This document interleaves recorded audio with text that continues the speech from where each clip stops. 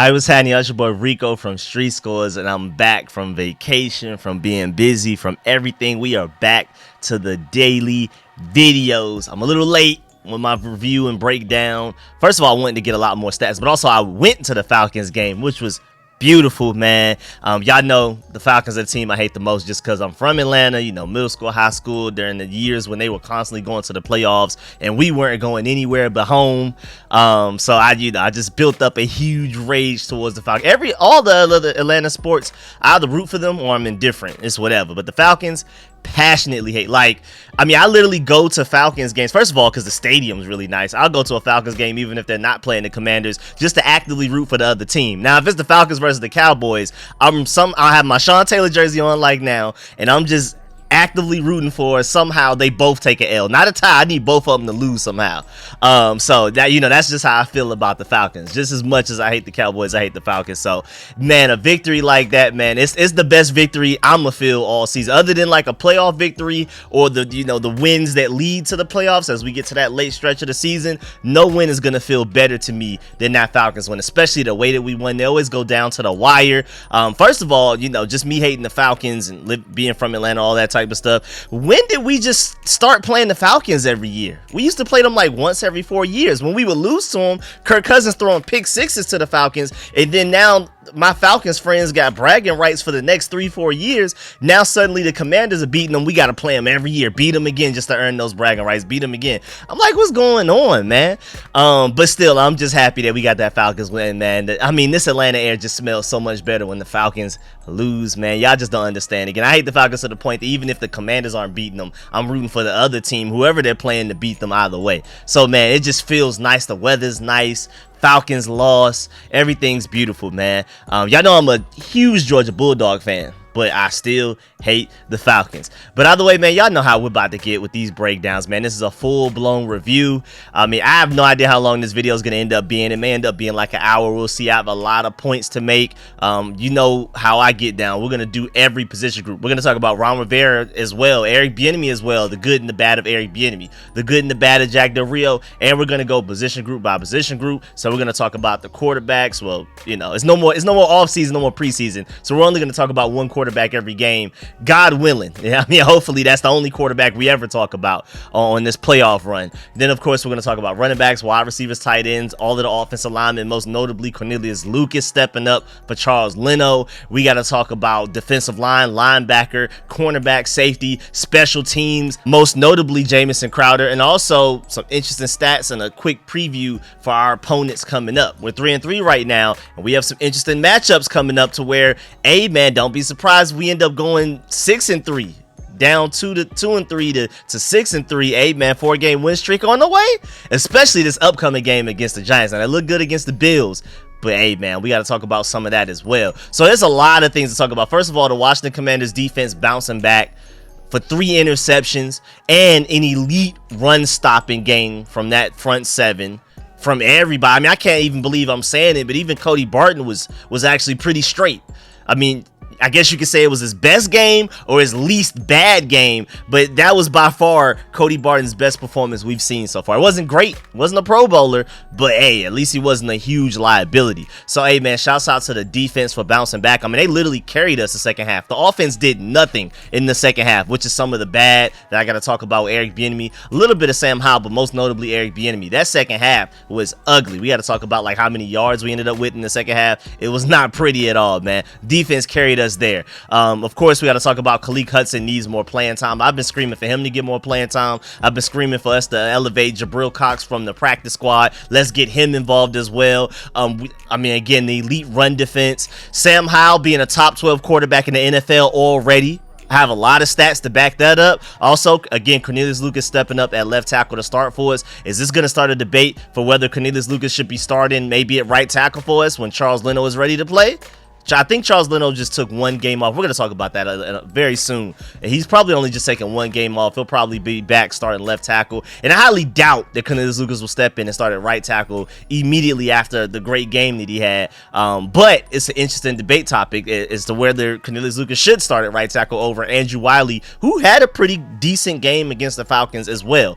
So yeah, man, we got to talk about all of that and more. But before we do, make sure you stiff arm that like button, stiff arm the subscription button, and stiff arm the bell next to that subscription button so you get notification each and every time I release an informative and opinionated video just like this one. I'm gonna try to go ahead and knock this video out as well because I do want to do a post-game live stream call-in show after this video. Right now it's 6:15 p.m. Eastern time. I'm gonna try to get that live stream going by like 8 or 9 p.m.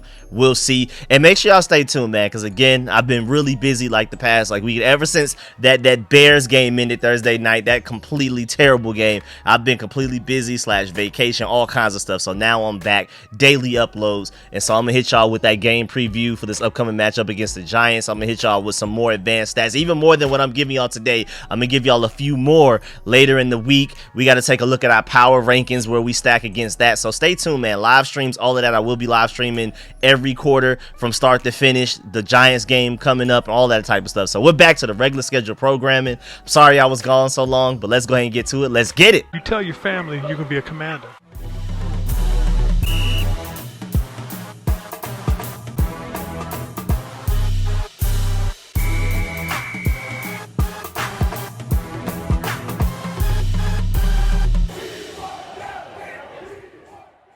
All right, so first of all, shouts out to Atlanta because you can easily argue between Desmond Ridder and Arthur Smith. They gifted us that game. Even though the refs were playing around and trying to give them the game back, it was like the Falcons were literally trying to give the Commanders a game, like, please take this win, take this win. And the refs were like, are you sure? Are you sure? You know what I'm saying? We're going to give the Commanders some bad calls. Y'all can easily take this win right back.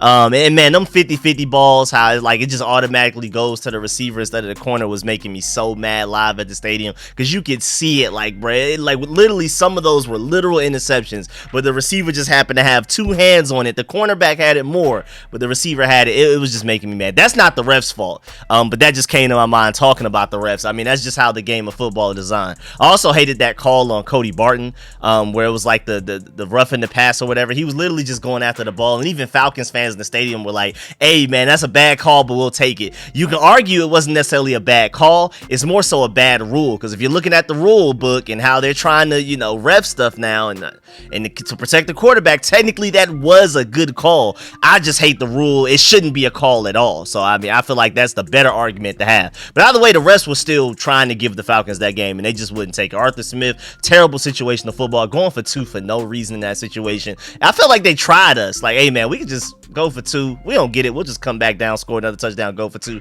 They never got that touchdown. And man, I don't know how you're taking your final timeout in the game. You have one timeout during a 2-minute drill, 3rd and 1 after a spike. Their clock management, everything. They literally did everything they could to give us the game. But also, most importantly, before we really dive into this game, man, that was a huge win, especially for Charles Leno and his family. His wife announced on social media before the game that she suffered a pregnancy loss, so that's why Charles Leno didn't play, and that's why it kind of came out of nowhere. Also, DB's coach Brent Visselmeyer's father recently passed away, and Kendall Fuller presented him with the game ball afterwards as well. So, man, that was a big win for everybody involved there, man. Shouts out to Charles Leno and his family. Shouts out to Brent Visselmeyer and his family and everybody, all of their loved ones, man. Shouts out to all of y'all. Hey, man, that win was for y'all, for real. Like, honestly, I feel like the team played a little bit more inspired because of that, especially the secondary on Brent Visselmeyer's behalf and the offensive line and really the offense in general on Charles Leno's behalf and all of that stuff. And Sam Howell even spoke on it after the game. He said, quote, obviously thoughts and prayers are with the Leno and his family. It's super tough to hear something like that with one of our teammates and one of our brothers, so we're all behind him and supporting him and his family. We definitely missed him. And hey, man, that's just one of them emotional wins, man. You could tell we were just playing a little bit more inspired against the Falcons than we were against the Bears. Now, of course, a lot of that was also We got embarrassed at home Thursday night. It's time to, earn some of our pride and respect back by getting a win in somebody else's house. Somebody beat us in our house, walked in our trap and took over our trap. Let's do that to Atlanta. And it's even sweeter too, because Atlanta, like, that's where the song is from. That's Bankroll Fresh. RIP to him as well. You know what I'm saying? So just to walk in your trap and take over your trap for Atlanta, the place that invented the word trap, it was just so beautiful on so many levels. I feel like a lot of people kind of missed that. So we needed that win for those reasons alone, but also for the Charles Leno family, for the Vesselmeyer family, all of them, man. That was a beautiful win. And again, it couldn't be any sweeter for me, who's a big time Falcons hater. Also, Magic Johnson, after a game, he's going to tweet about us. If we lose, it's typically going to be something bad, unless it's like a close win. But after that Bears loss, he was tweeting like, hey, man, it's time to start cutting some people. It's time to start firing some people around here. But of course, after a win like that against the Falcons, he said, quote, I want to thank all of the Commanders fans for coming out because they helped will us to victory. We have more fans at Mercedes-Benz Stadium than the Falcons. And I can concur. It's always been like that. Since I've been here, the Falcons, even the days that they were going to the playoffs consistently under Matt Ryan and those guys, it's just like they don't really care. When it comes to Georgia, it's diehard.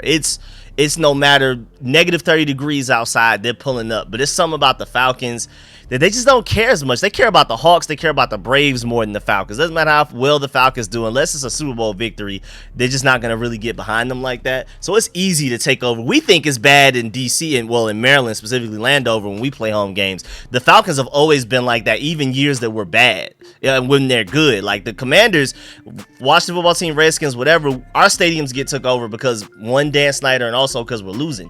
Even when the Falcons, who never had to deal with Dan Snyder, and when they're going to the playoffs, you can still kind of come in there and take home field advantage. That's just how it is. That's just how a lot of southern places are. The Falcons are probably the worst of it, but like Louisiana cares about LSU more than New Orleans Saints.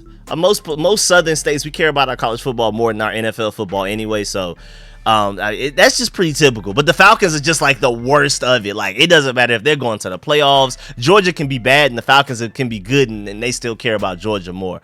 That's just how it goes. So I'm not surprised that we took over. That's not even necessarily more of a compliment to the Commanders that we just took over the stadium. And we traveled very well. We were deep. And they had like a whole go-go thing Saturday before the game happened on Sunday. Like, DC was heavy in Atlanta, but it's also just, that's what Atlanta does. Any team can come to Atlanta and take over the stadium. That's just how it is. First of all, it's a really nice stadium. Why would you not want to go to Mercedes-Benz Stadium? Again, I go to games that have nothing to do with the Commanders. I even go to like college games there when I can. Mercedes-Benz Stadium is beautiful. Speaking of Mercedes-Benz Stadium, the Commanders minority owners Mitchell Rails and Mark Ein were seen getting a full-blown tour of the Mercedes-Benz Stadium, asking questions, all kinds of stuff, and that's beautiful because the Mercedes-Benz Stadium is one of the best stadiums in the NFL. I wouldn't necessarily say it's the best because I haven't gone to every NFL stadium, but I can say for sure it's way better than that stadium in Maryland, boy. So I'm happy that when we play a game at a good stadium, some of our owners are going out there like, okay, this is what they're doing right, this is what they're doing wrong.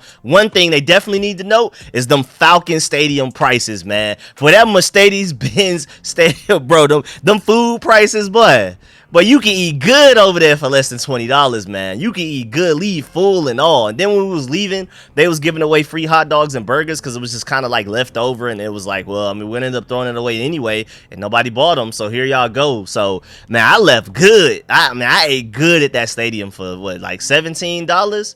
Yeah, hey, man. So, hey, that next stadium that's going to be built, Maryland, DC, Virginia, wherever it ends up being, can y'all please, at the very least, model your prices off of the Mercedes-Benz prices? I know Atlanta's a fairly cheap city in general, but hey, man, y'all got to figure it out.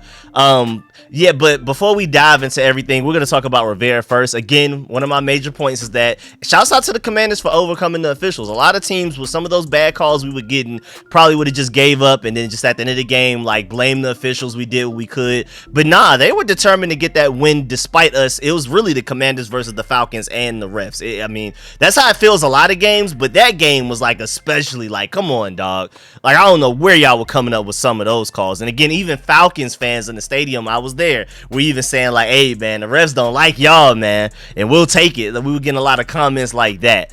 Also, shouts out to the Commanders for overcoming being outgained 402 yards to 193. We ran 29 fewer plays, and we lost the time of possession by 13 minutes and still won the game. Now, a huge part of that are winning the turnover margin. We had 3 more turnovers than them. We were +3 in turnovers, and that 61-yard Jamison Crowder punt return, the biggest differences in the game. But there were a lot of things even just beyond that. Also, man, we delivered Desmond Ridder his first home loss since high school. You know, a lot of people were already naturally betting on the Falcons to beat us just because, just on paper, Falcons versus Commanders in Atlanta, a lot of people were picking the Falcons to beat us. But even more than that, and I'm sorry that I couldn't do my preview video to bring this to a lot of y'all's attention before the game happened. Again, I was just super busy and everything. But Desmond Ridder, until yesterday, until we just beat the Falcons on Sunday, had not lost a home game since high school. College, so far in the NFL, has never lost a home game. We were the first ones to beat Desmond Ridder at home, again, since he's played in high school many years ago. So that's another reason. That's another thing we overcame. We overcame the refs. We overcame getting outgained and outplayed. Technically, they ran 29 more plays than us, and they out time of possession us by a pretty decent margin as well. And then on top of that, we defied fate, I guess. Desmond Ridder has never lost a game at home since high school, and we defied that as well. So shouts out to the Commanders for overcoming a lot of odds to get that victory is my main point. Now let's go ahead and get to right. And then also, Charles Leno he's going through Brent Vesselmeyer. So shouts out to all of that, man. We overcame a lot to win that game. Now going to Ron Rivera, 3-3. Is through the first 6 games of a Washington season since Ron Rivera has been here, is the best start to any season since Rivera has been here. So that's very notable. This is Ron Rivera's off to the best start he's had since he's been our head coach. Really interesting. Also, man, shouts out to all of the people that stepped up, all of the depth. Y'all don't understand. Cornelius Lucas at left tackle, Khaleke Hudson at linebacker, Danny Johnson at corner in place of Emmanuel Forbes. And we'll talk about the fact that Emmanuel Forbes got benched during the Bears game, and he literally didn't play a single snap this game against the Falcons. We're going to talk about why. I feel like there's a lot of reasons as to why, and it was just kind of all formed into just like, yeah, just sit him one more game. I don't feel like it's necessarily one thing like he's that bad or he's just not ready. I feel like it's a lot of different factors. I feel like it's also like on one side, they just wanted to be more conservative. Danny Johnson's more conservative. Emmanuel Forbes is more of a risk taker. So we're going to talk about that when we get later. But just, man, shouts out to everybody else that stepped up big time. Tariq Castro-Fields was good in punt coverage. Dejon Harris was had a really good block on that big Jamison Crowder return. Again, a lot of the backups, a lot of the depth guys stepped up big time. Quan Martin had a fantastic game. He was our highest graded player on the entire team. Defense, offense, regardless. He only played a few snaps, not a lot. I think like 7, something like that. 10. We'll get there. I have the stats ready in my safety section, so I'm sorry I don't have that exactly off the top of my head right now. But hey, man, we got a lot of depth guys stepping up. Don't forget Casey Toohill and Jay Smith-Williams. Casey Toohill led our team with 2 sacks in the game. Again, we're going to talk about that specifically more in greater detail when we get to the defensive line part. But I just wanted to talk about the fact that, hey, I'm talking about this during the Ron Rivera part because, Ron Rivera catches a lot of hate for a lot of different things, and a lot of it's justified. But he did put together a lot of this team and a lot of this depth, a lot of those great players that we have as depth. The Cornelius Lucas, that bargain bin shopping in free agency, and, late round draft picks that's stepping up big time right now. And Jamison Crowder, can't forget about him.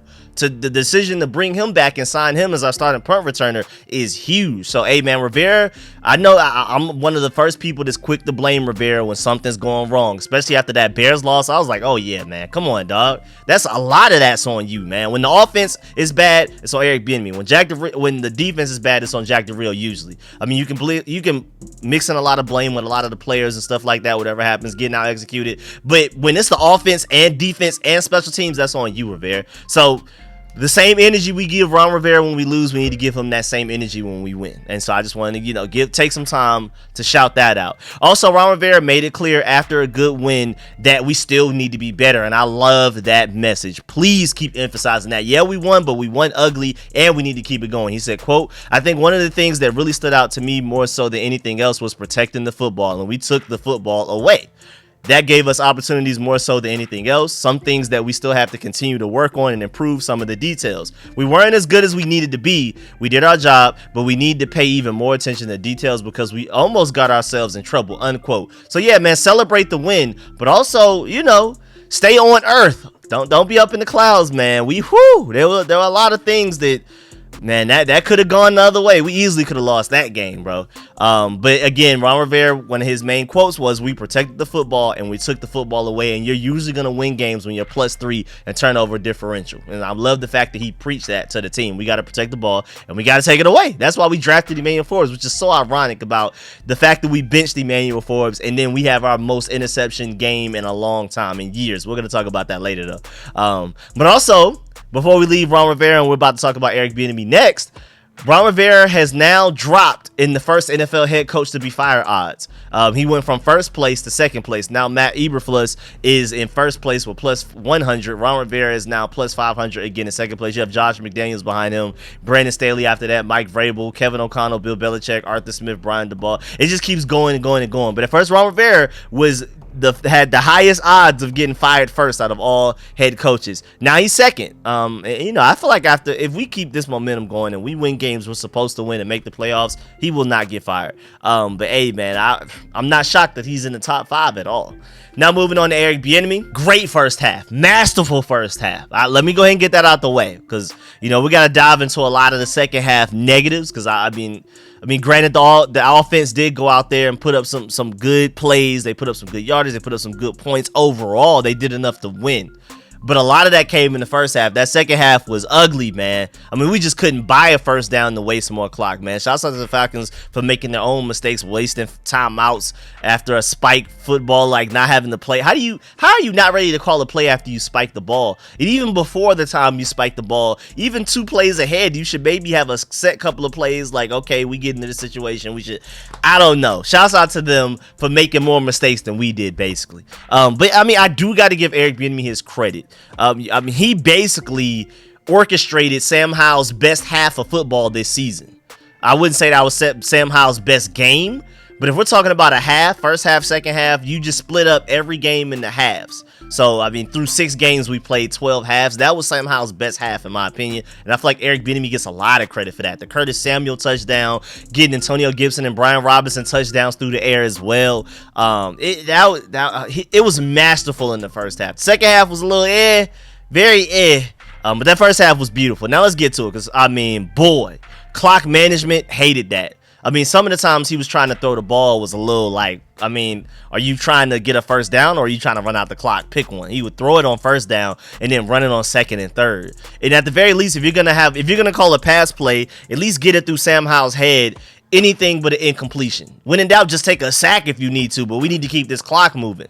So I felt like, I don't know what that was. I mean, 59 total yards in the second half and 4 punts since halftime is insane, y'all.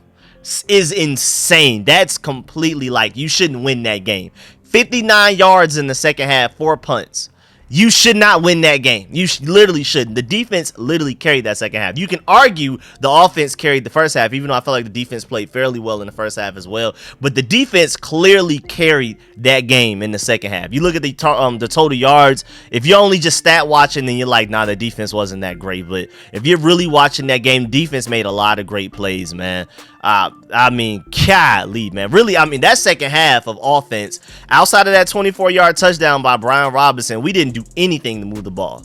We had 58 yards on 18 plays. We punted on all 4 of our final drives, and we just couldn't put together first downs in that fourth quarter to waste the clock or nothing. It was bad, man. So thank goodness the first half we had, thank goodness we were able to get out to a good lead and the defense were able to handle the rest. But boy, Eric Bieniemy, that second half, I'm watching you, man. I felt like he just outsmarted himself sometimes, though. Again, like throwing the ball on first down and running it second and third was just a little weird. It's like, pick one. You trying to run out the clock or you trying to get the first downs to run out the clock? Which one are you trying to do? So, I mean, I mean, there was one play, though, you can kind of see if you're trying to look at it from Eric Bieniemy's eyes. One time, Sam Howell missed the slant on Terry McLaurin. If Terry McLaurin would have caught that, you never know. Maybe Joey Slye goes down and makes a long field goal, and then the game is officially over. So you never know. And then, I mean, the logic also probably was, hey, man, we dare Desmond Ridder to go down 93 yards with 2 minutes left on the clock and only one timeout. Like, we just dare you. Desmond Ridder, you just gonna have to beat us. So I mean, you can see the logic from certain ways. But yeah, that second half, hey man. But shouts out to Eric Bieniemy because the first half was beautiful. Can we just like replicate that first half into the second half and then do that throughout the season? Let's try that one. Quarterback. Thank goodness the only quarterback we ever have to talk about is Sam Howell. Let's keep it that way. First of all, Sam Howell has thrown 3 touchdown passes for the first time in his NFL career, so shouts out to him for achieving that yesterday. Also, Sam Howell is now thrown for 1,602 yards in his career. That is the most by a Washington quarterback through 7 career games in franchise history, dating back to that first game he started last year against the Cowboys, where he barely even threw the ball that much. So, and he only had 151 passing yards in this game, so that's amazing that he's doing something that no other Washington quarterback, Redskins football team, Commanders quarterback has ever done through the first 7 games of their careers for the Burgundy and Gold. That's phenomenal. But yeah, man, I mean, it's at the end of the day, he was 14-23, 151 yards, 3 touchdowns, no interceptions, 5 sacks, a 37 QBR, and a 119.7 QB rating. So there's a lot of good there. There's a lot of bad there. Again, like I said earlier, I think, in my opinion, those first 2 quarters were the best half of football Sam Howell's played. Through the first 6 games, us being 3-3, if you split each game up into halves, that's 12 halves. That was his best half of football, in my opinion. I mean, if you think about it, Sam Howell threw 4 interceptions in the loss to Buffalo, but over the other 6 career games so far, including the one against Dallas last year, he's only thrown 3 interceptions. So you kind of look at that Bills game kind of like an outlier. I mean, they threw a lot at him that he wasn't prepared for. The Eagles tried to do similar things, and he just was able to adjust. So it seems like we should never really see a game like he had against the Bills again, because that was his first time ever experiencing that. And then he adjusted. It showed that he can basically like overcome that against the Eagles the very next game. So I'm not too worried about that. I really do feel like that Bills game was just an outlier. And then also, I mean, the fact that outside of that Bills game, Sam Howell's thrown 3 interceptions in his other 6 career starts. Desmond Ridder threw those same 3 amount of interceptions in just 1 game against us yesterday. Really makes you appreciate Sam Howell for what he is. But man, hey man, speaking of the sacks, 5 sacks, he's got to clean that up. We're going to talk about a lot of Sam Howell positives soon, but let's go ahead and get these negatives out the way. And really the only serious negative we have right now is him taking sacks. Sacks, there's a lot of blame to be placed everywhere. Offensive line, Eric Bieniemy with the play calling and route running designs where guys are running deeper routes instead of getting open underneath, or at least giving Sam Howell an underneath check down option. I was noticing in this Falcons game a lot of time, that second half when Sam Howell was getting sacked, it seemed like there was nobody underneath for him to throw the ball to. I mean, a couple of times it was, but sometimes it wasn't. So some of that's on Eric Bieniemy. Again, the offensive line, when the quarterback gets sacked, you immediately think, oh, offensive line's fault. So they can take a little bit of the blame as well. Also, sometimes the receivers just aren't getting open. Maybe the offensive line blocked well. Maybe Eric Bieniemy called a good play, drew up a good route running tree or a good route design. And then maybe the receivers just didn't execute it well and get open enough. So some of the blame could go on them. But I feel like the majority of it, at the very least this game. Now we could break down every other game that's happened so far and see, who takes the majority of the blame pie when it comes to Sam Howell taking a lot of sacks. But this Falcons game was more so on him than anybody else. I feel like easily. I think you could probably argue that for maybe a couple of other games this season, especially the Bills game as well. But this game against the Falcons yesterday was for sure on Sam Howell more than anybody else, man. And now Sam Howell has been sacked 34 times this season already. He's on pace to shatter the NFL single season record. David Carr got sacked 76 times in 2002. He's already has 34 to David Carr's 76, and we're only 6 games into the season. Like, Sam Howell's literally on pace to shatter the sack record, most sacked quarterback in a season ever of all time. Week 1, he was sacked 6 times. Week 2, he was sacked 4. Week 3, 9. Week 4, 5. Week 5, 5. And week 6, 5. So now he's been sacked 5 times, 3 games in a row, which is crazy. He is on pace to be sacked 96 times. Again, Derek Carr has the record with 76. and Sam Howell's on pace to be sacked 96 times, which is 20 more than the record in any season. And right now, him and Daniel Jones are both on pace, but Jones is out. He missed the game against the Bills last night, and then he's probably going to be out against us. So maybe if you had Daniel Jones healthy enough to play, maybe he would be neck and neck with Sam Howell. But nah, Daniel Jones is missing games, so Sam Howell right now is the runaway favorite to be the most sacked quarterback by the end of this season. Again, you can blame Pye, you can blame a lot of different aspects, offensive line, Eric Bieniemy, receivers, a lot of stuff, but Sam Howell's definitely a lot of it, if not the majority of it. And it's crazy too, because Sam Howell right now is 13th out of 33 qualified NFL QBs in the ESPN's version of EPA. And EPA takes sacks into account. So if you think about the fact that Sam Howell is a top 13 quarterback, even with his terrible habit of getting sacked, and a lot of it, again, is his fault. I mean, just imagine how good he would be, how high he would rank if it weren't for those sacks. That right now is his biggest weakness to his game, and it's not enough for us to, for it to really cost us games a lot. We're 3-3, but man, imagine how good he could be if he cleans that up. Because right now he's 9th in the NFL in passing yards. He's 10th in completion percentage. So it's like, if we can clean up the sacks, man, how ridiculous Sam Howell could be. Because right now, look at this chart right here, as you see on the screen right now. Shouts out to Ben Baldwin, aka Computer Cowboy, who's always bringing up a lot of really interesting stats and graphs and stuff like this. So it's turnover worthy play percentage, and then his big time throw on the x-axis percentage. Sam Howell is in that section of good. You have the risk takers at the bottom right. You have just straight up bad bottom left. You have boring top left, they're conservative. And then you have good at the top right. Sam Howell's in that good category, along with Jared Goff, Justin Fields. You got Love over there for the Packers. You got Josh Allen. You got Derek Carr for the Saints, Matthew Stafford, and Tua Tagovailoa. So that's the company he's in. And then, close to him, you have like Pat Mahomes, Justin Herbert, Trevor Lawrence, Russell Wilson, Tannehill, Lamar Jackson, Jalen Hurts, and those guys. But hey, I feel like it's more important to be on the right side of the chart than to be on the top of the chart. And again, Sam Howell's in that one square where he's both. Shouts out to Sam Howell for that, man. Just imagine how great he could be if he learns how to stop taking so many sacks, man. I'm telling you. So, hey, man, Sam Howell in the last 3 games, 6 touchdowns, 1 interception, 829 yards, a 105.8 passer rating. Bro, I'm telling y'all, we have a franchise quarterback. I'm just really intrigued by how we're going to build around him to get the most out of him. Right now, if his only true serious weakness that can really be his Achilles heel right now and cause us to lose games is he just keeps taking sacks. He takes too many sacks. Well, imagine what type of offense we can have, what type of team we can have, the expectations, and how we could just be true playoff Super Bowl contenders if we just get enough offensive line to protect them.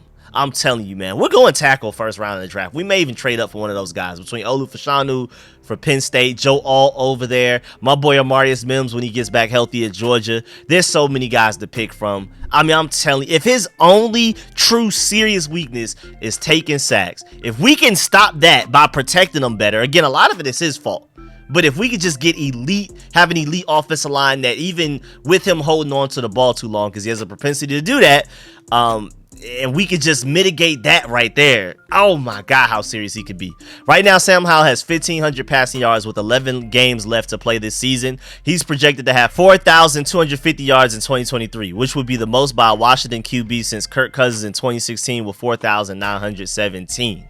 So, hey, man, Sam Howell is out there hooping. We just got to limit the sacks, man. That's it, which is crazy. Like, he's far exceeded my expectations for what I had for him going into the season. So it's like, if he can fix that, man, it's going to be trouble for everybody, man. I'm telling you. Shouts out to the running backs, man. Running backs did their thing today, along with just what they did on the ground whenever they had to.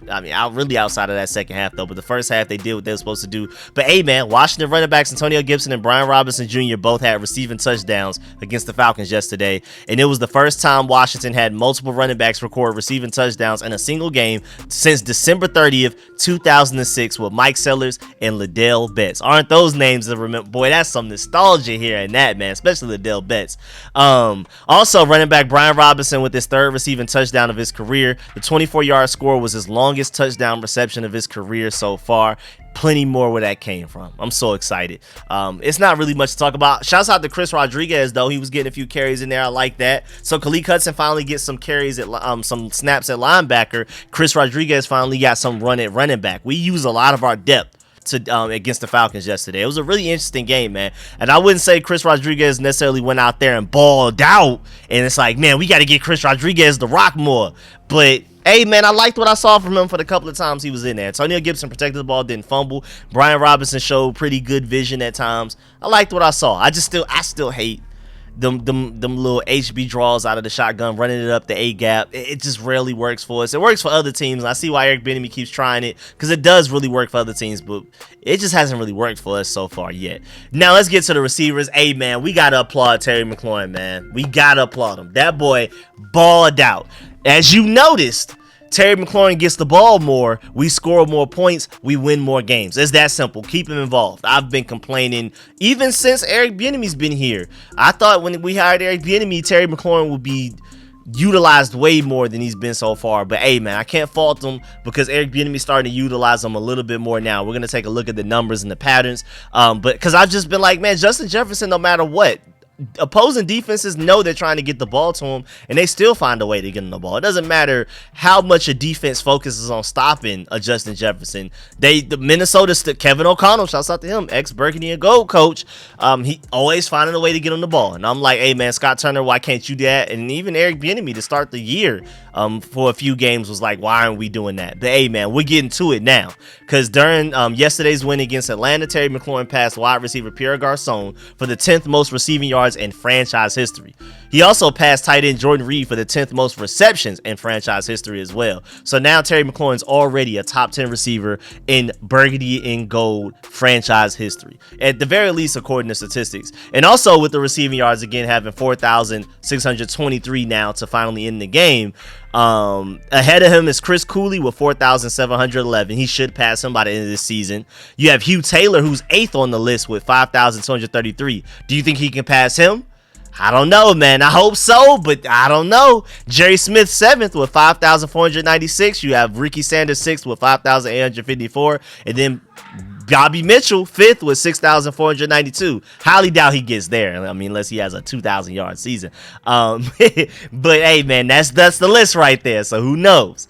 Also, man, again, like I already said, throwing to Terry McLaurin, it just does good things. Good things happen when you keep Terry McLaurin involved in the offense. First of all, he was our highest graded offensive player against the Falcons. I mean, Quan Martin was one of the only people, I think he may have been the only person graded higher than Terry McLaurin out of the entire team. But on offense, at the very least, Terry McLaurin had our highest grade on offense with 80.9, Curtis Samuel second with 73.9, Brian Robinson 73.4, Sam Howell with a 69, and Antonio Gibson with a 68.7. And good things happens when those are some of your top graded players in a game. You typically should win games like that. Because remember, against the Bears, our highest graded players were, I think it was like Charles Leno, Andrew Wiley, and Jamison Crowder. I think those are our top 3 graded players. That just sounds like L. If I told you going into a game, our 3 highest graded players according to Pro Football Focus are going to be those 3 guys, you're already like, oh yeah, we lost. We probably lost that game. And oh boy, did we lose. So hey, man, we got to keep getting the guys involved that need to be involved. First of all, Terry McLaurin's first 3 games, he only had 16 targets. These last 3 games, he's had 26 targets. So I want that to be noted. He had 4 targets against the Cardinals, 6 against Denver, 6 against Buffalo. Even, I mean, the Buffalo game, we were throwing the ball a lot, trying to come back, and he still only got targeted 6 times. And he caught all 6 of them against the Buffalo Bills. Against the Philadelphia Eagles, he was targeted 10 times. Against Chicago, he was targeted 5. And we ran like 58, I think, straight pass plays. Since the second, we didn't run a designed run play since the middle of the second quarter against the Bears. And somehow still Terry McLaurin, even though, I mean, he was a little banged up, I guess some people were saying, still only had 5 targets throughout that entire game, which was insane. I mean, you could argue that was Eric Bieniemy's worst performance as far as targeting Terry McLaurin. I know he had less targets technically against the Cardinals week 1, but again, he was definitely banged up then, and it was still only 1 less target, and we passed the ball way less anyway. But then against the Falcons, Terry McLaurin received his most targets with 11. He only caught 6 of them, but he had 81 yards. And hey, man, again, good things happen when you target Terry McLaurin. Even if he doesn't catch them all, good things just happen. I mean, we took Philadelphia to the wire We should have won that game. Shouldn't even went to overtime against the team that was just in the Super Bowl, man. Now, luckily, thank goodness, no undefeated teams remain. They look bad. All the undefeated teams look bad this past weekend, man. I don't know what happened. But either way, man, Terry McLaurin, second most targets against the Eagles with 10. Our offense was booming. And against the Falcons, 11. And our offense was super booming in the first half. Arguably our best half of football for our offense. Now we have Terry McLaurin on one side balling. We have Jahan Dotson on the other side. I don't know what's going on. That drop killed me watching live. I was like, what? Man, I felt like we needed that. It almost felt like, oh man, we might lose this game after he had that drop. That boy had 0 catches for 0 yards yesterday, man. And it's crazy too, because he's tied for the second most targets on the entire team right now. So it's not an issue of him being targeted. Now, he wasn't targeted much against the Falcons yesterday, but just in general throughout this entire season, he's struggling. And it's not like we're not getting him involved. Eric Bieniemy's trying to get him the ball. Sam Howell's trying to get him the ball. And it just hasn't worked out. He's been having a lot of drops, especially that Eagles game. That Eagles game was, bruh, he made me want to throw a chair at my TV, man. Them drops he had against the Eagles. Now, he did have that game tying touchdown that took it into overtime. That was a good catch there. I think it was actually a 2-point conversion. But outside of that, he was terrible against the Eagles. And then again, he was bad against the Falcons. So it just got to a point that we gave him that one target. He dropped it against the Falcons. We never targeted him again. He had 7 targets the first game of the season, 5 the next, 4 the next, 9 the next, 5 the next. Again, he had that drop against the Falcons, and I guess Eric Bieniemy and Sam Howell were like, all right, you having another one of them days, we're just gonna go ahead and move on. We're not about to target you a minimum of 4 times to see you drop more passes. We're gonna get it to people that actually want to play, that actually want to hoop and catch the ball. Again, that 9-target game against the Eagles only caught 4 of them. Golly, man. So many drops. A lot of them, Terry McLaurin is somebody like batting the ball down or whatever, or maybe like Sam Howell throwing it over his head, technically throwing it away, and it counts as a target of Terry McLaurin. But I don't remember Terry McLaurin just completely dropping passes like Jahan's doing. But then also another receiver, Curtis Samuel, has been hooping, man. He had 4 receptions for 42 yards and a touchdown. And it was his 20th receiving touchdown of his career. Sam Howell scored a touchdown in 3 straight games for the second time in his career, and the first time since weeks 7 through 9 of the 2020 season. Hey, man, we're getting Sam Howell on track. Right now, Sam Howell is obviously our wide receiver, too. Not by targets, but by production. Again, Jahan Dotson is tied for the second most targets on his team, but Curtis Samuel is outproducing them by far. Even like when we're having bad games, bad offensive games, Curtis Samuel seems to be that one bright spot. I think it was against the Bears. He caught that really nice deep bomb from Sam Howell. He's just been making plays. Whether it's out of the backfield as like a running back, gadget guy, as a receiver, Curtis Samuel's been very consistent right now. Terry McLaurin and Curtis Samuel contributing, Jahan Dotson not. Point blank, period. Again, we gave him 1 target against the Falcons. He dropped that. We were like, yeah, we're done. We'll come back to you next game, dog. We ain't got time for that. This is going to be a very minimal amount of errors you can have type of game to win this game, and we can't have you dropping more passes. We need every possession, every play we can get. We can't waste them on you, my boy. I'm not mad at them for that. And then tight end wise, nothing very noteworthy. Logan Thomas, I remember him being targeted a couple of times. I didn't even really notice Cole Turner or John Bates out there much, but they must have done their job as far as blocking goes, I'm going to assume. So I need to go back and look at the all 22 to really get a good grasp and do like a really good breakdown for the tight ends. But it was nothing really noteworthy from them for me. Then moving on to the offensive line. Again, even though the offensive line technically gave up 5 sacks, I feel like the majority of them, if not all of them, were on Sam Howell. He was literally running into some of those sacks, like literally running to the guy that ended up sacking him. But the offensive line still needs to be better in general. They're not great, they're not perfect, they're not elite, but they still should be better. They still need to be better. But again, I just want to reemphasize that most of those 5 sacks they gave up was on Sam Howell and not them. But again, they still need to be better. But hey, man, Cornelius Lucas stepped up big time. Charles Leno, again, prayers go to him and his family. Cornelius Lucas stepped up and started the left tackle beautifully, like we didn't even miss a step. It was ridiculous. He was our highest graded defensive lineman with a 68.4. The next guy was Nick Gates with a 60.7. Trent Scott even played a little bit with a 60 grade. Andrew Wiley 58.1. Samuel Cosme 55.1. And Sadiq Charles was our worst graded offensive lineman with a 50.3, which I'm surprised because you can argue just pure talent, pure potential, pure athleticism, all of that type of stuff. Samuel Cosme and Sadiq Charles should be our best offensive linemen. but they were technically graded the 2 worst offensive linemen out of our entire offensive line. Again, Cornelius Lucas had our best grade by far with a 68.4. The guy in second place had a 60.7 in Nick Gates. That boy stepped up big time, man, and he had an 89.4 pass blocking grade. I mean, excellent, like elite numbers, like one of the best pass blocking grades given out to any tackle out of this entire NFL this past weekend. Like, come on, dog. That man had 29 pass blocking reps and allowed 0. Cornelius Lucas was locked down to yesterday on that left tackle spot, man. Sam Howell never had to worry about his blind side. Maybe some of those other spots, but hey, man, Cornelius Lucas balled out. Also, Sadiq Charles had moments of greatness from what I saw. I liked a lot of the plays I saw, especially in the run game. So I'm not exactly sure why Pro Football Focus graded him so low, but maybe they blamed him and some of the offensive linemen for some of those sacks that Sam Howell took instead of blaming Sam Howell. I don't know. Now, moving on to the defense, of course, we got to start with the head honcho himself, Jack Del Rio, our defensive coordinator. Well, first of all, let's note the fact that this is the 5th straight game that Washington's defense has allowed a 100-yard receiver. I don't like that. I do not like that. I don't like that at all. But outside of that, the defense is pretty good. Again, they allowed a lot of total yardage, but that was more so the offense's fault not being able to stay on the field than the defense's fault. I don't know how our defense didn't get tired and wear down. I don't know how we were still creating turnovers. Our defense was on the field pretty much the whole second half. Our offense wasn't doing nothing. Only time we scored was off of an interception. I mean, boy, man, shouts out to the defense for doing what they had to do to get that victory, because, boy, that second half was all on their shoulders. But Washington's 3 interceptions yesterday against the Falcons was their most in a single game since November 24th, 2019 versus the Detroit Lions. And I believe we did end up losing that as well, sadly.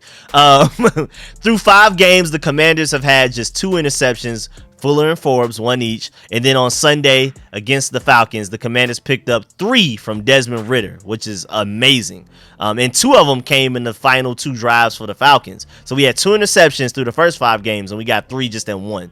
We more than doubled our interceptions for the season with just in 1 game. Also, Washington's defense recorded 3 or more sacks in 5 out of 6 games to start a season for the 4th time in franchise history. 1966, 1967, and 1985. So, hey, man, we've been complaining about Jack Del Rio, but hey, man, that defensive line is being more productive sack-wise than they've been in franchise history for the most part. I mean, there's only been 3 other seasons in franchise history that we've recorded at least 3 or more sacks in 5 out of the first 6 games of a season. Moving on, also, defense again was a little shaky, it seemed like at times, but at the end of the day, man, they only allowed 16 points and forced 3 turnovers. So, hey, man, they did their thing, you know what I'm saying? They did their thing, man. I can't be too bad at the defense, man. When you only allow 16 points while being on the field that long, I mean, the defense had to play 83 snaps. That's completely on the offense, way more than it is on the defense. That's incredible. But you can also tell going into that game that our main focus was to stop the run. John Ridgeway played 33 defensive snaps, which shows that we played a lot of 5 defensive linemen, which shows that we really wanted to focus on stopping the run. The whole game plan was stop Bijan Robinson and Algier, however you pronounce his name. And then just Desmond Ridder, you just gonna have to beat us, man. You gonna have to beat us. And he showed that he couldn't, throwing 3 interceptions. You know what I'm saying? So I like that game plan from Jack Del Rio. I like that game plan to go in there and stop their easiest way of winning. Take away the way that they prefer to win, which is run the ball and hey, man, go crazy. You know what I'm saying? Go crazy. Also, some stats just pulled up out of nowhere. Just shouts out to Chris Cooley on Twitter. He just tweeted this out just now. That's why I'm bringing it up. Sam Howell right now is 11th in big time throw rate with a 4.8%. He's 20th in turnover worthy play rate with 2.8, but he's 8th in adjusted completion percentage with a 78.5% because you got to also account throwaways.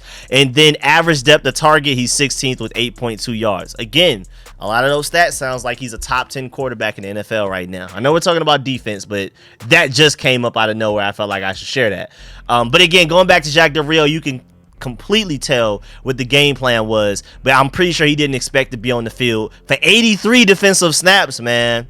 But hey, man, we ran a lot of 5 defensive linemen and it worked. We ran 5 defensive linemen for the most part, but then whenever they had 2 tight ends on the field, Kyle Pitts and the other guy, we went to a 4-3, and it worked out that way as well. And again, to also stop the run, that's why Khaleke Hudson got a little bit more run this week, rather than it being like more Percy Butler or Cameron Curl in the box and stuff like that, or having a third corner like Benjamin St. Juste, Kendall Fuller, and maybe Danny Johnson on the field at the same time. That's why Khaleke Hudson played a little bit more. We wanted a big bigger star position. Well, Buffalo nickel for the Commanders. I'm sorry, I'm so Georgia Bulldogs.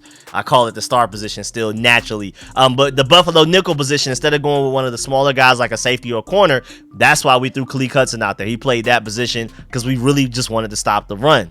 And a lot of the guys, especially the defensive line, just won their one-on-one battles. Good game plan by Jack Del Rio, good execution by everybody else.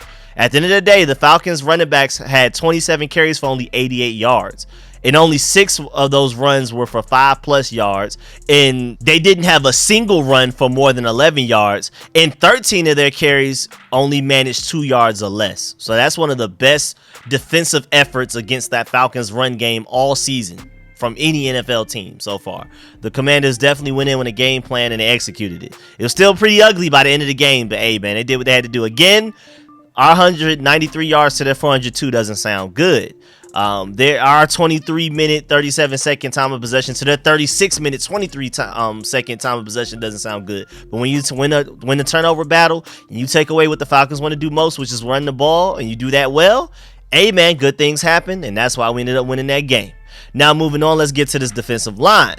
Now, I do agree that the defensive line does need to finish more plays. We need to convert a lot of these pressures and hurries and QB hits into actual sacks. I would love some strip sacks, even some forced fumbles, some big momentum shifting plays.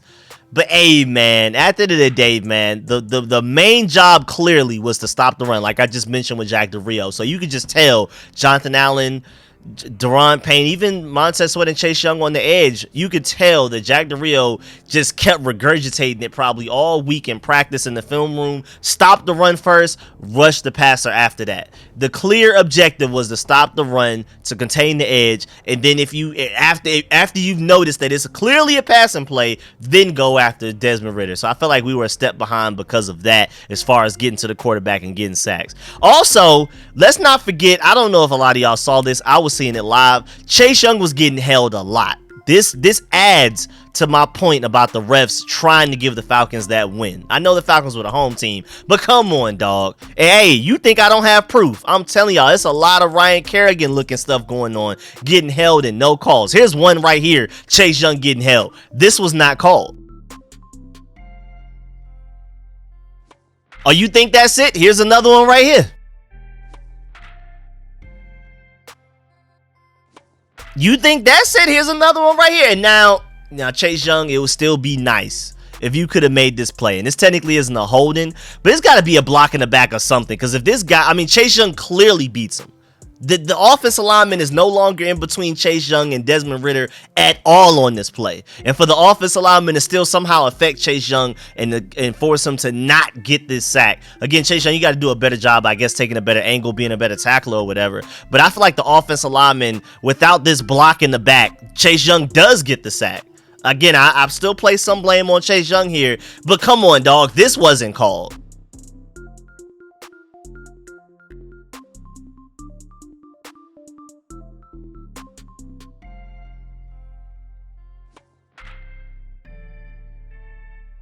I mean, what you want him to do? Honestly, man. I mean, golly. And Chase Young, after playing 75 snaps, probably the most he's ever played in a game in his career. The first thing he said when he got to the locker room, this wasn't any press conference or anything. Literally, the first thing he said when he walked into the locker room was, "I'm tired." That's literally it. That's the exact quote. Poor guy, getting held all game, doing everything he can. And Chase Young, in 5 games, because again, he missed the first game of the season, he has 31 pressures, 4 sacks, and a 28.8 pass rush win rate. I mean, he's literally balling. I mean, we could debate about whether or not he looks like a number 2 overall pick, but you can't deny that he's not playing at the very least at a Pro Bowl level right now. He's leading the NFL, or at least top 5, top 10 in a lot of advanced stats when it comes to rushing the passer right now. He's all the while getting held and all of that type of stuff that's not being called. It's crazy. Also moving on, Daron Payne told JP Finley in the locker room that basically on that play, he dislocated his finger. It looks so stupid in real life too. We were watching like, what happened? Like, he just fell out of nowhere. It looks like he like kind of went offside, tried to catch himself, and literally dislocated his finger trying to balance his weight on, I guess, a finger or something. But he came out the game, popped the finger back in himself, and then went back into the game. He said it hurt like crazy, but he had to do it.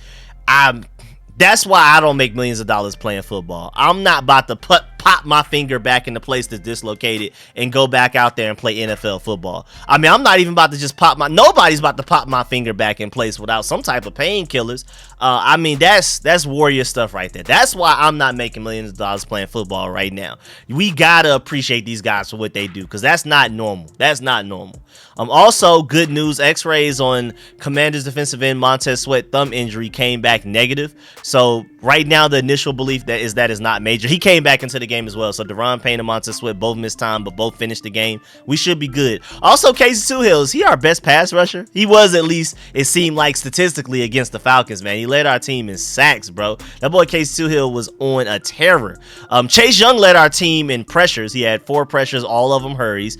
Casey Tuhill was second in pressures with 3. He had 2 sacks and 1 QB hit. Phenomenal game from him. Arguably his best game rushing the passer. Montez Sweat only had 1 pressure, which was a hurry. A little disappointed there, but he was great against the run. I can't be too mad. Jonathan Allen had 1 pressure, a hit. Again, his focus was stopping the run. Can't be too mad. Deron Payne had 0 pressures, but he was dominant against the run. So again, the game plan was clearly stop the run first, get the quarterback second, and they executed that, and we won the game. So how can you complain? But Chase Young led our team in pressures again, per usual, and Case Tuhill led our team in sacks. That's not expected, but hey, man, that boy balled out. And again, John Ridgway had a great game. He played the most snaps I've ever seen him play, I'm pretty sure, in his career. FL Bada, his first game back coming off of IR, he balled out. NFL UK shouted him out because, you know, he's from the UK, so they're always going to show him love whenever they can. He had a great play against the Falcons, first and goal, when we were up 24-10.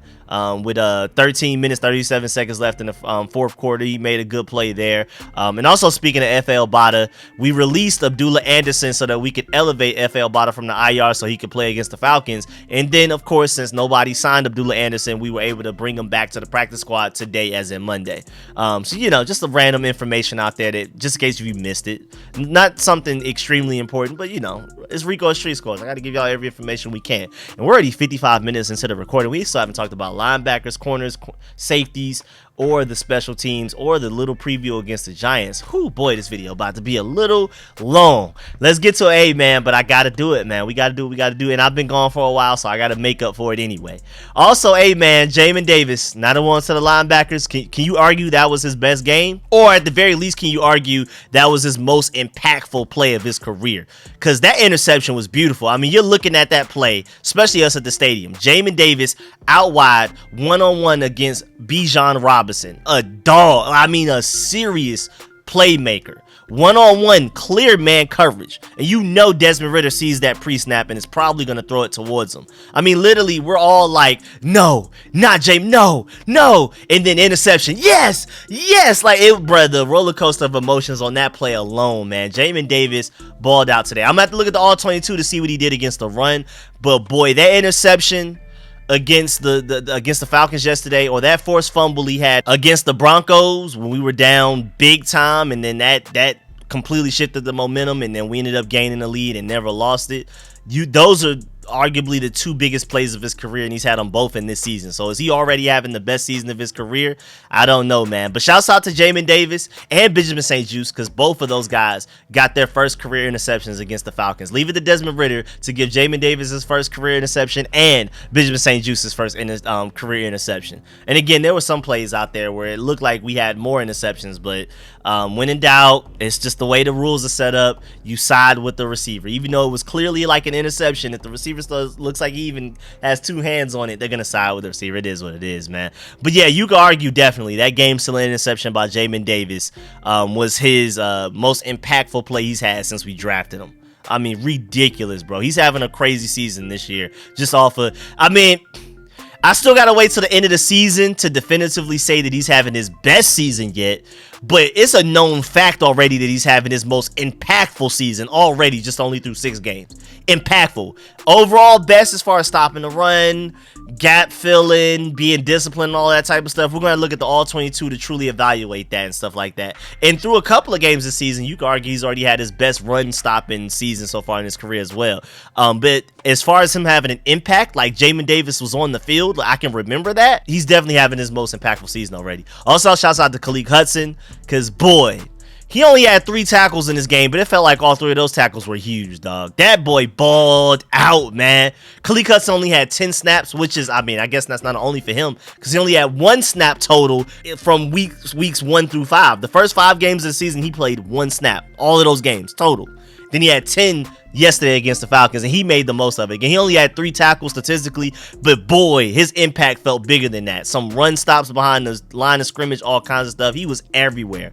I liked what he did in coverage even a couple of times, even when the ball wasn't thrown his way. I loved it. And then, again, like I said earlier, Cody Barton had what I would say his best game. Best game to me. Now, we could debate whether or not it was good.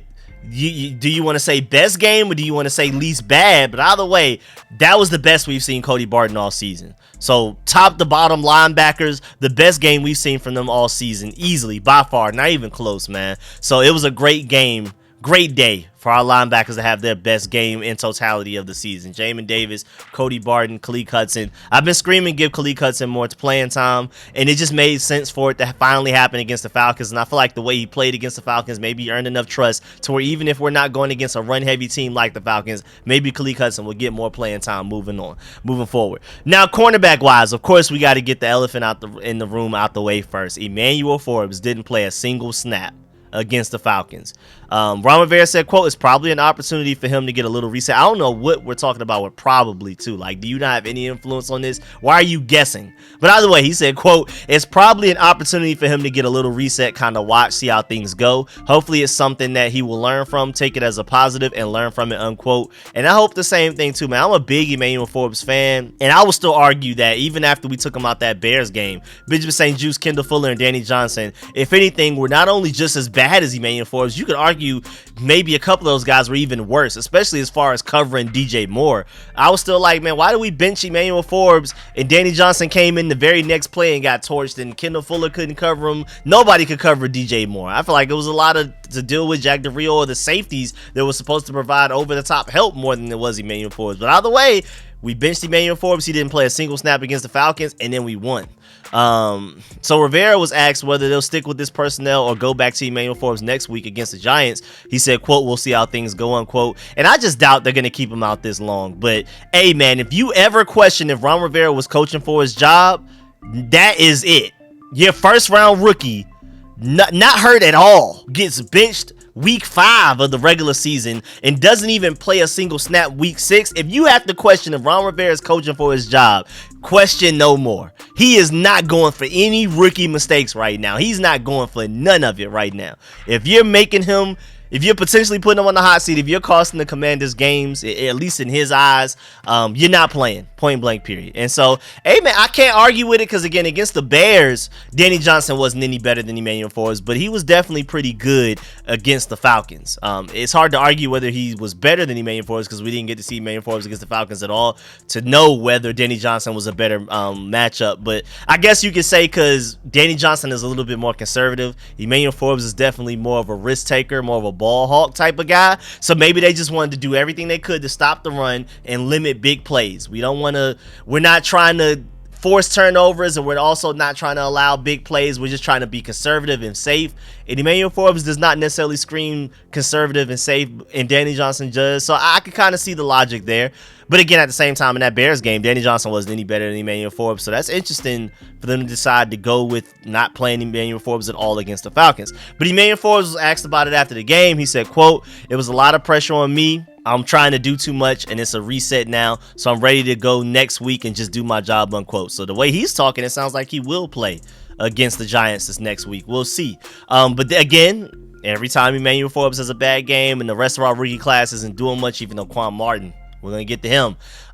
We got to review this rookie class, and I try to present it to y'all different ways about how much this rookie class is contributing. I feel like this is probably the best snapshot about how bad our rookie class has been so far. Bad or just completely not contributing, completely just useless, I guess you could say, because when it comes to the fewest snaps from rookie non-quarterbacks played this season so far, the 49ers have the least with 141. We're second least with 233. Then you have the Eagles 278, the Dolphins 278, Jets 296, Chiefs 312, Broncos 331. Outside of the Broncos, what do all those other teams have in common outside of us? They're great teams. Of course, the 49ers don't have a lot of rookies playing because they don't need them. They're great without them. The Eagles, same thing. The Dolphins, same thing. The Chiefs, same thing.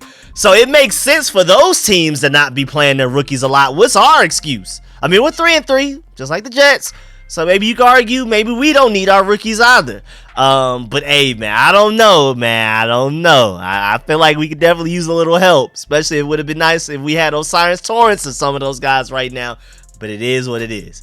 But it's crazy though, because it's really ironic that that we bench Emmanuel Forbes and now we get more interceptions when that's literally the reason that we drafted him. I mean, that's crazy. We literally drafted Emmanuel Forbes specifically for interceptions. We could have gotten, my boy from Oregon. I mean, he's out for season right now, but my boy Rodriguez, you could argue he's maybe a better cover corner, but Emmanuel Forbes is better at getting interceptions. And it's ironic that we have our highest interception game since Jack Del Rio's been here. The moment that we bench, well, that we don't even try to play the guy that we drafted to get interceptions is actually really crazy. It's kind of really crazy. But shouts out to Bieniemy St. Juste again for getting his first career interception. The Falcons had the chance to tie the game. 3rd and goal, Commander 7-yard line. Shouts out to Jack Del Rio for drawing up that play to send in as much pressure at Desmond Ridder as you could, and then Bieniemy St. Juste just had to sit there and wait for him. That was the easiest interception attempt he had of his career. It's the first. He should have had that one against Justin Jefferson last year, but the refs called it back. I disagree with the call, but it is what it is. But man, interceptions don't get easier than that. So that was a great play design by Jack Del Rio. Great execution by the front seven to get that pressure on Desmond Ridder. So great play by Bieniemy St. Juste. You still got to catch it, but boy, that was basically like catching a punt. It came straight to him. Also, shouts out to Kendall Fuller because he had the most impressive interception between the two. Now, Jamin Davis, you could argue, probably had the most impressive out of all 3 interceptions in the game. But between Kendall Fuller and Bieniemy St. Juste, Kendall Fuller easily had the more impressive interception. That one was crazy. Like, he completely read the play. If he didn't fall, it's probably a pick 6. And he's due for one because he had like 2 of them last year against the Texans and the Cowboys. But yeah, man, his was the first one too, which was like, okay, we got something going because it was a 3rd and 7. The Falcons opening drive of the second half. We brought pressure with 6 guys, forcing Desmond Ridder to throw the ball a little bit earlier than he wanted to, and it was meant for Van Jefferson, who had a really pretty bad drop early in the game. That should have been a touchdown shot. Desmond Ridder, he was bad, but they weren't helping him much because they had some drops that man, if they would have caught him, that could have been a touchdown on the Van Jefferson one. By the way, he dropped that. He tried to target Van Jefferson after the drop that he had way earlier in the game, and Kendall Fuller read it so beautifully. Zone coverage. That's one of those plays where it's like, okay, yeah, Kendall Fuller is one of the smartest corners in the NFL. Literally, his only weakness is his physical body. He's just not very fast, not very quick. But mentally, again, if you could put Kendall Fuller's brain in Emmanuel Forbes' body, you would have a top 3 corner in the NFL. Emmanuel Forbes has all of the physical potential. I guess you can maybe argue weight, but that hasn't necessarily shown up yet. He's been just getting straight up beat for the most part at times. If you could just put Kendall Fuller's brain and Emmanuel Forbes' body, you would have a top 3 corner. Kendall got all the intelligence. Emmanuel Forbes got all of the speed, all of the length. Kendall, man, that thing was beautiful, man. And that set us up at the Falcons 27-yard line. We ended up scoring a touchdown off of it. Shouts out to Kendall Fuller for that. And again, Bieniemy St. Juste had a pretty decent game overall. Everybody was getting beat a ton. Kendall Fuller got beat once. I remember once or twice. Bieniemy St. Juste got beat a couple of times. But if we would have actually just intercepted some of those passes that should have been intercepted, and it wasn't a 50-50 ball where the refs are just going to win it outside with the receivers, our secondary could have had like 4 or 5 interceptions yesterday. So, hey, man, we would have looked even better. Moving on to the safeties.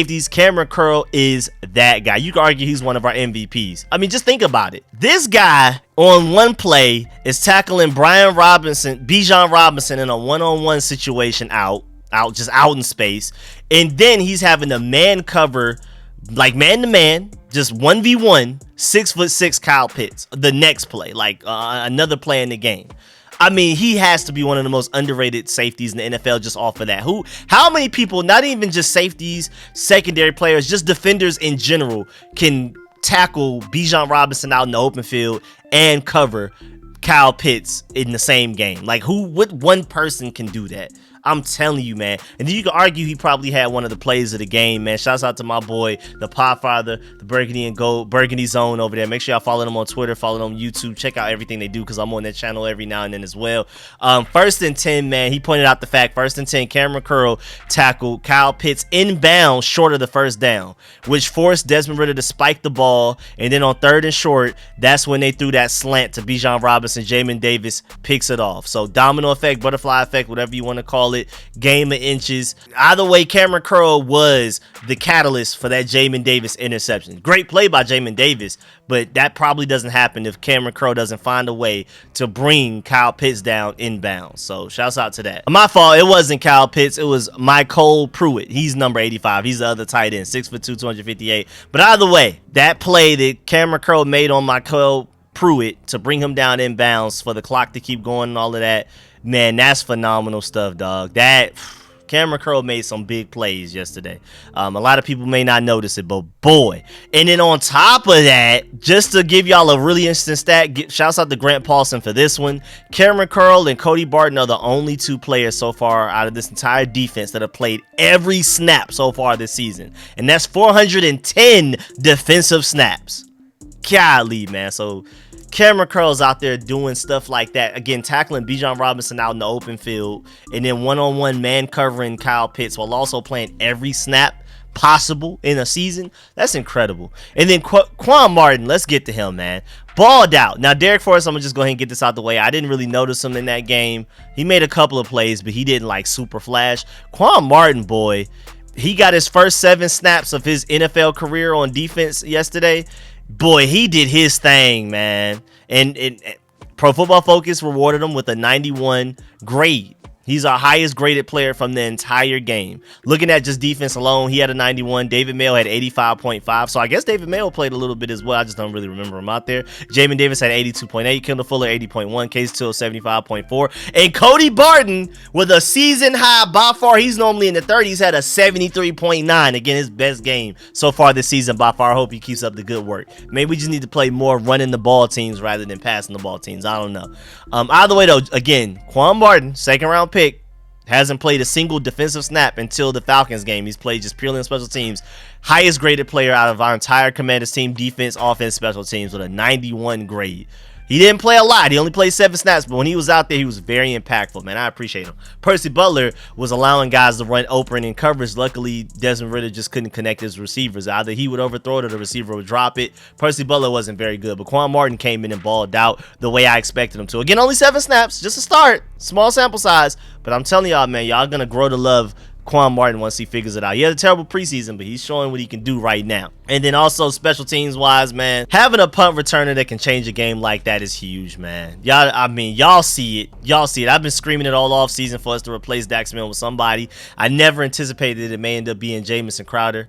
I was rooting for a lot of guys to eventually take over that job. Jamison Crowder was not one of the ones I had on my list, but thank goodness we brought him in.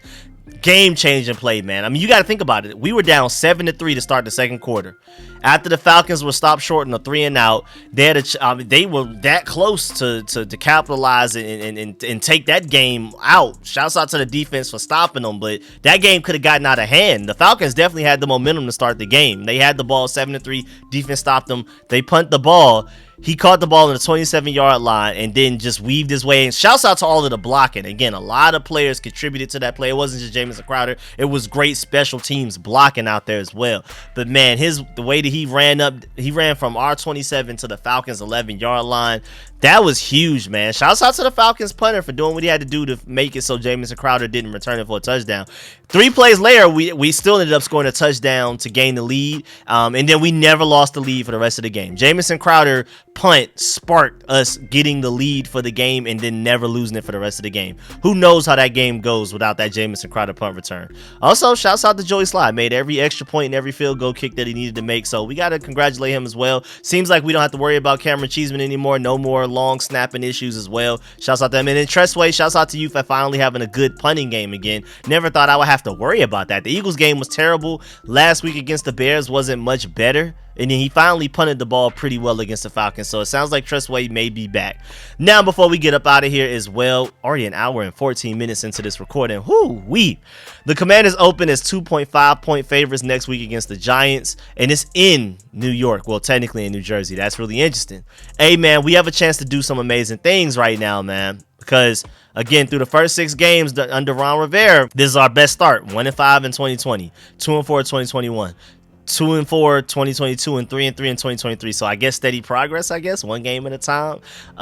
Kind of baby steps. But what's really interesting though is a lot of people, maybe y'all haven't noticed these past few years, but typically after 6 games is when we start to hit our stride. It's like week 7, 8, somewhere around there, we start going crazy. That's when we start going on our crazy streaks. So for us to already be 3-3, and this is typically when a Ron Rivera coached burgundy and gold team starts to go crazy. Hey, man, and the schedule is looking fairly favorable towards that as well. We can get something going because right now, hey, man, may not feel like it, but the NFC is wide open. There's only 3 NFC teams right now with more wins than us. That's the Eagles, the 49ers, and the Lions, who each have 5. They only have 1 loss each. Right now, we have the Giants, Eagles, and the Patriots as our next 3 opponents. We had the Eagles on the run, and then they got to come to Maryland this next time we play them. We had them on the run. We should have beat them in Philadelphia. Then we play the Giants again next week. We play the Patriots after all of that. Hey, man, we can clearly be in the playoff hunt after these next 3 games. I like our chances against the Eagles. I don't love our chances. I'm not just going in there like, yeah, we about to confidently win that game for sure. Because, I mean, we should have felt like that about the Bears game, and we didn't perform the way we should have. But I'm confident in this team. If we can play the way we played against the Eagles and the Falcons, maybe a little bit better than how we played against the Falcons, we could end up 6-3 at the end of this run, man. You never know. We got the Eagles game is going to be the toughest. And again, the Patriots and the Giants aren't sweet, but we should win those games. We should be favored and we should win those games. This is arguably the worst team Bill Belichick's ever had under his coaching tenure. Mac Jones is terrible. They're about to start having QB tryouts at this point. I mean, again, Giants are 1-4, and they're dealing with all kinds of injuries to all of their players basically right now. The Giants going through it, man. Going through it. I mean, right now with Daniel Jones still dealing with a neck injury, the Giants have worked out quarterbacks Mac Barkley and Ian Book, along with wide receiver Demiri Byer, per the wire right now. So they're basically having team tryouts, quarterback, wide receiver, everything. They're just like, come one, come all, see if you can contribute. You may even start a game this season. So I don't think necessarily that the game yesterday against the Buffalo Bills was Tyrod Taylor's fault per se, and the Giants played better than most people expected against the Bills. I definitely played better than I expected. They played better against the Bills than we did, so they're not sweet, but boy, they're a terrible team. There's also just hurt too. On top of everything else, they're hurt, man. I'm not even sure if my boy Andrew Thomas is healthy yet, and he's their best offensive lineman. And also, I don't know if y'all noticed, but the Giants finally took their first snap with a lead yesterday. It took them 6 weeks to finally take a snap with the lead. Also, for the first time in the Super Bowl era, a team finished the game with more passing yards, more rushing yards, fewer fumbles lost, fewer interceptions, and fewer field goals missed than their opponent and still lost. Teams up to this point in NFL history with those stats were 134-0, and somehow the Giants still found a way to lose that game. What do y'all want me to say, bro? Like, this is the type of team you can't lose to, dog. The only team they beat was the Cardinals, and they were down big to them and somehow came back. They should be winless right now. But technically, they should have beat the Bills, though. Again, more passing yards, more rushing yards, fewer fumbles lost, fewer interceptions, fewer field goals missed. Up to this point in NFL history, teams were 134-0. 134 wins and 0 losses with those stats. And the Giants are the first team in NFL history to have those stats and lose. Come on, dog. Y'all better win this game next week. But I'm going to dive deeper into this matchup and bring up those stats a little bit more later when I do my preview video against the Giants. That'll probably come out Thursday. We'll see. But for now, that's the end of this video. Please get in the comment section. Let me know how you feel about everything discussed in this video. Please still farm that like button if you liked everything that you heard. If you agree or disagree, let me know all of that in the comment section. Please support the channel by leaving a like, subscribing, hitting the bell next to the subscription button, and by donating to the channel. Because again, YouTube is tripping right now. So if you want to support the channel in any way, please donate to the $RicoScores Cash App, or the PayPal, WilliamHC94@gmail.com. All of that information is in the description of this video, all of my videos, all my live streams. Again, if you want to support the channel any way possible, and I'm working on getting YouTube back the way it's supposed to be. But if you want to support the channel, definitely donate if you can. If you appreciate all of this hard work, I mean, an hour, 20-minute video, all that type of stuff. Really appreciate y'all, and I'm gonna come back with the live streams, all that type of stuff. So man, I really appreciate y'all. Again, let me know in the comment section how you feel about everything discussed in this video, especially that Falcons victory and this upcoming Giants game. And do you agree that we could potentially go on a run to where we end up 6-3 at the end of these next 3 games? Do you feel like Cornelius Lucas should replace somebody on the offensive line? I guess Andrew Wiley. Let me know how you feel about Chase Young. Should we pay him and Montez Sweat? Because Chase Young is balling right now. Should Case Hill get more snaps? Does Eric Bieniemy deserve most of the blame for that second half? Does Sam Howell deserve a lot of the blame for a lot of the sacks that were taken? Should Emmanuel Forbes continue to be benched, or should we throw him out there and let him start against the Giants again? Let me know how you feel about all of that, man. And anything else, any other controversial topics discussed in this video. Catch y'all later. I'm out. You tell your family you can be a commander.